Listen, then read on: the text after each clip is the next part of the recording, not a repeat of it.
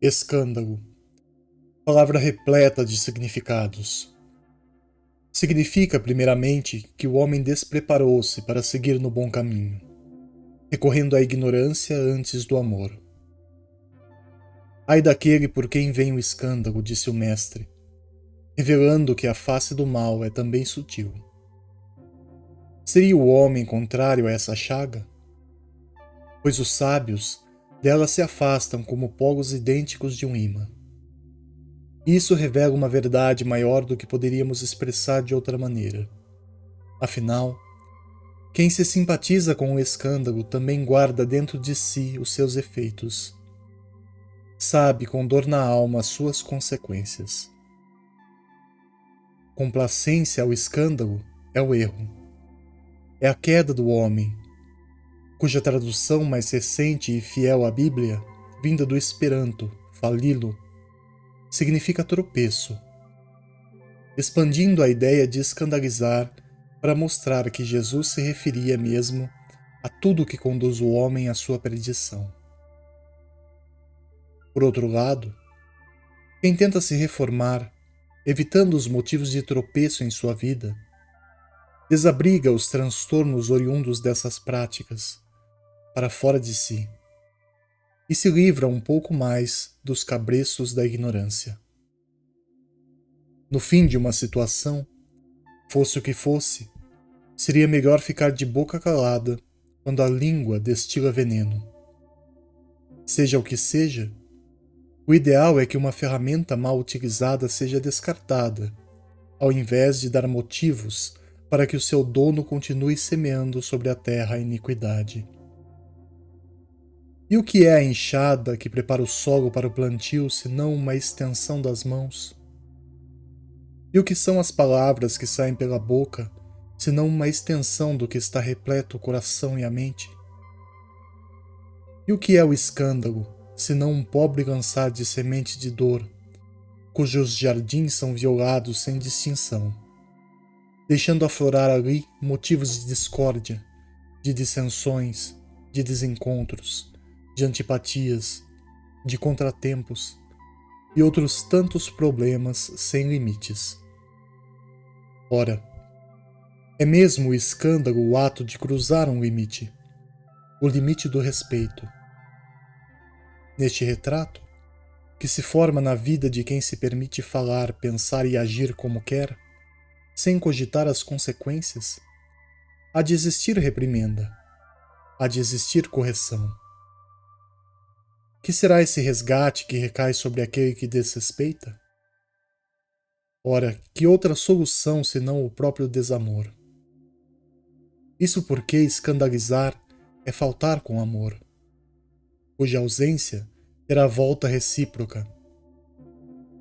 Em outras palavras, quem sucumbe às provações da vida terrena é aliado e quase sempre o autor desse escândalo que corrói a alma e a desvia da prática do amor, reservando por sua própria incúria dívidas a serem quitadas no futuro.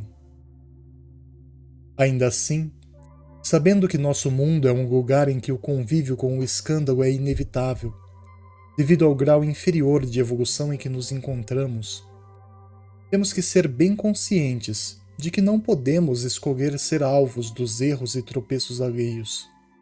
Contudo, é nosso dever e nossa responsabilidade decidir qual é nossa postura ante as vicissitudes da vida.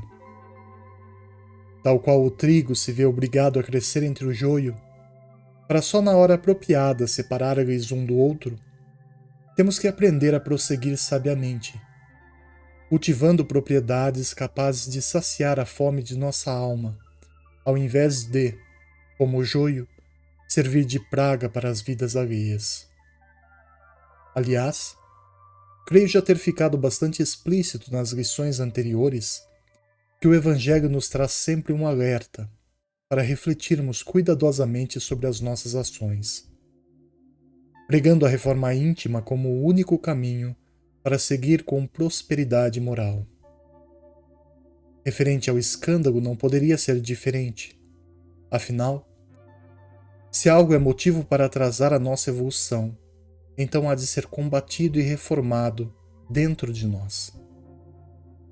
É conveniente começar identificando quais são os motivos que nos levam às más tendências, tão presentes na vida de todos. Pode ser que o escândalo preencha nosso coração de ódio, desejos de vingança e de maledicência. Ou pode ser mais sutil, através da fofoca que calunia, da mentira que adultera, do julgamento que sentencia preconceituosamente, da pressa que atiça o orgulho e faz com que se pense que seu tempo é mais valioso que o de outrem, da traição de quem puxa o tapete para sair vencedor. Neste sentido, escandalizar é mesmo uma palavra simbólica, que engloba todos os erros que cometemos ou que podemos cometer, desde os pequenos até os maiores, para conosco e para com o nosso próximo.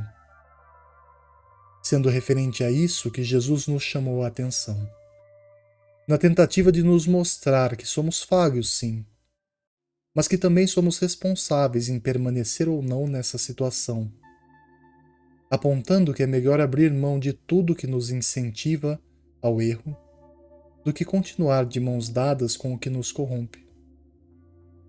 É claro que o Mestre não queria que chegássemos ao extremo de arrancar os próprios olhos se conseguirmos enxergar apenas o mal no mundo, ou de cortar fora as nossas mãos se roubamos, ou de perder a nossa língua se falamos mal dos outros.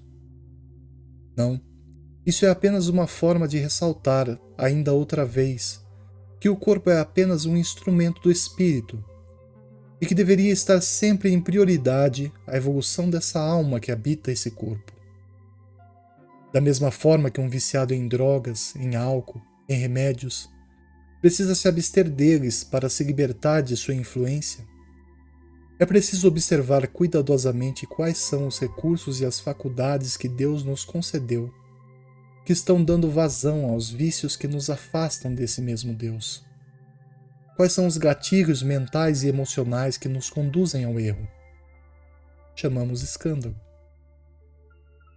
Em outras palavras, muitas pessoas são certamente viciadas em ver o lado ruim de tudo o que acontece, mas não por isso deveriam ser impedidas de ver novamente. Deveriam, todavia, deixar para trás o negativismo que infectou a sua vista, para que possam transformar-se.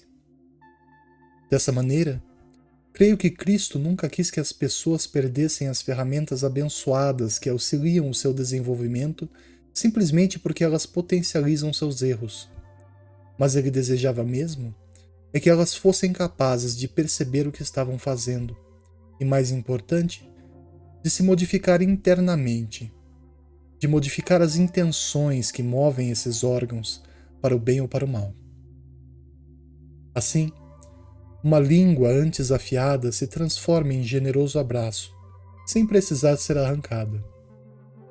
Mãos, outrora agressivas, socorrem os aflitos ao invés de serem inutilizadas pela mutilação. Isso porque se renovaram, não se perdendo, mas, ao contrário, encontrando o seu real valor e sua essencial função.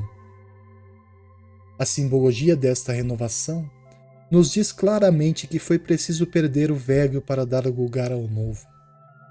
Mas, sabiamente, não é necessário fazê-lo ao pé da letra, e sim interiormente. Assim, o Mestre permite que sua luz nos invada para que olhemos os lugares mais obscuros de nossa alma, a fim de identificar cuidadosamente onde tropeçamos. Cada um desses tropeços, no entanto, são chagas que precisam ser medicadas, umas mais intensamente, enquanto para outras, apenas um pouco mais de atenção bastaria para suprimir seus efeitos. Desejo, portanto, que todos possamos meditar e encontrar em nossas vidas essas pragas que inibem a beleza de nosso jardim, arrancando-as sempre que necessário. Mas, como o joio convive com o trigo, que nós possamos aprender que para tudo existe seu momento de cultivar e de se separar. Que Que tenhamos sabedoria para aprender o momento certo de despedirmos-nos do que nos é motivo de escândalo, e coragem para ser capaz de fazê-lo sem hesitar. E no meio de todo esse aprendizado, que Deus nos abençoe e ilumine, hoje e sempre.